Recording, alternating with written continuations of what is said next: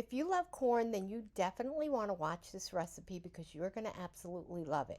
We're going to take corn on the cob and we are stepping it up like a million notches. So let's start off with boiling some corn. I'm also at the same time preheating my oven to 350 degrees. I put a stick of butter in that pan while the oven was preheating and let it melt.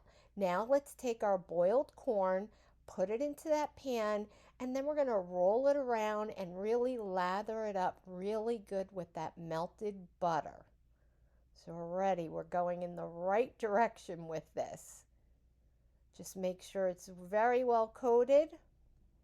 Then we're going to take some garlic powder, season with your heart, and then we're going to take my absolute favorite Buffalo Wild Wings garlic Parmesan sauce and really lather it up good. So let's get the one side coated and then let's get those turned. And then we're going to coat the other side. We want this to be a full 360-degree experience when you are having this corn. Get that now nice and coated.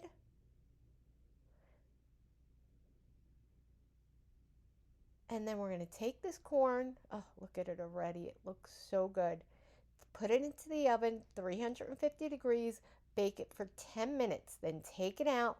We're going to take some fresh grated Parmesan cheese. If you don't have the fresh, just use it what's in the container. It'll work just as good. Put it into the oven on broil for a few minutes, long enough to melt that cheese, get a little bit of brownness on it, and let me tell you, finish it off with some fresh parsley. This is so good, so delicious. It is going to be the hit of your next barbecue. I can just about guarantee that. Enjoy.